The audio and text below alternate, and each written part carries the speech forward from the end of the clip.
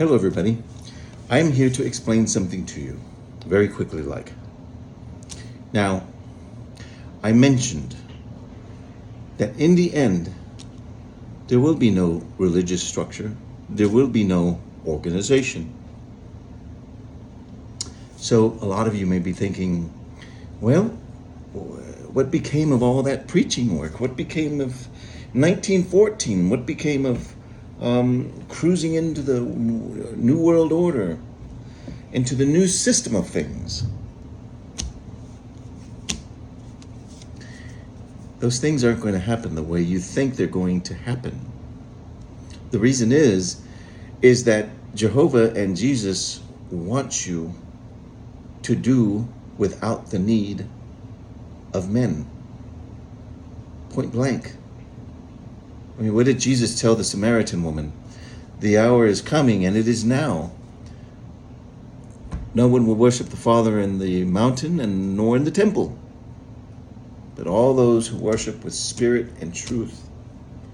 There are no four walls. Well, what about all the preaching work that happened from 1914 all the way up to now? Well, there was a break-off at a certain point. And that's when I spoke on my other videos, the takeover of Satan the devil, when he realized he had access to the earth.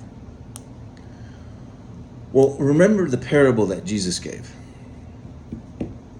in Matthew, I believe, 13, where he said that the good sower and his workers laid seed. Remember the other illustration that Jesus gave about how the seed fell? That some seed fell on rock, and some seed fell on not so good soil, and some seed fell on perfect soil to grow. Well, this is another kind of illustration that Jesus gave. Well, once they laid the seed in the fields, they went for a break. They were going to come back. And then along comes the wicked sower, the devil. And he begins to lay his seeds of evil, his seeds of weeds. Those very people where the kingdom did not take root. Jesus, later, he said, the good sower came back and they saw that bad seed was laid. And the good sower's workers said, well, we can pick them up. The good sower said, no, don't pick them up. Jesus said, don't pick them up because we might harm the other good seed. Wait till they grow together. Well, all these years, it's been a process of that kingdom being announced. Whose heart was really going to take root truly with faith, truly with true knowledge in Jehovah, not placing their faith in men. Keeping in mind what Jesus told the Samaritan woman. Nobody will go to the temple nor to the mountain. Jehovah and Jesus, let's put Jehovah, or let's put God, the Almighty God, want the people to worship him with spirit and truth. As long as men are in the way, people will look up to those men and they will worship them and see them as idols. And at some point, God is just trying to wipe that out. He is working at wiping that whole mentality out of people, rooting it out of people. Because what's happening now? You're putting trust in men.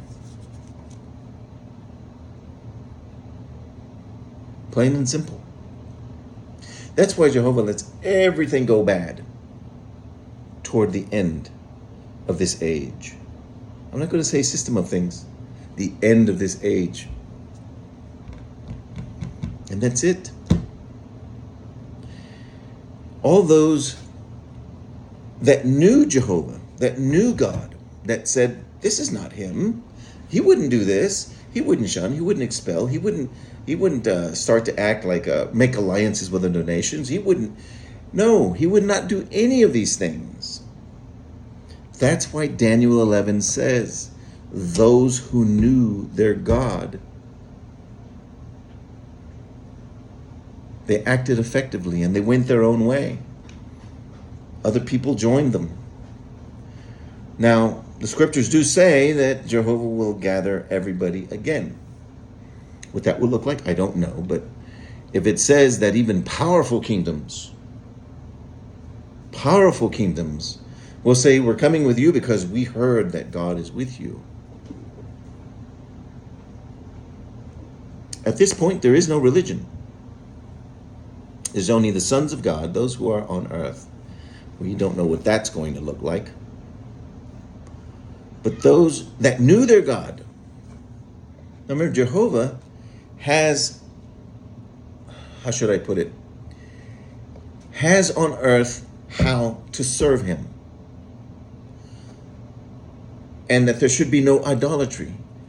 Certain place where all the rules are written down according to what Jehovah wants and doesn't want, how he wants to be served. In all other religions, they all serve. They all give allegiance to men. They give allegiance to governments. They give allegiance to you name it, the United Nations. And almost every religion is within the United Nations and has joined them. But Jehovah's like, no, they don't know me personally, but they will. That goes back to where Jehovah says, I am doing something new. Will there be a big, great cataclysmic event? We don't know. Now, if strong, powerful governments are coming, imagine the United States and its representatives are coming to those who know Jehovah or God truly, and they're saying, we heard that God is with you. Something has to have gone bad on earth. The earth may need to undergo a big change. We still don't know what is capable from the earth as far as grand events. We don't know. Just like in Noah's day. Noah, God told him a flood was coming. He built an ark. But I guarantee you, if Noah had the technology that they have today, he would have known the tectonic plates are moving. They're about to rupture.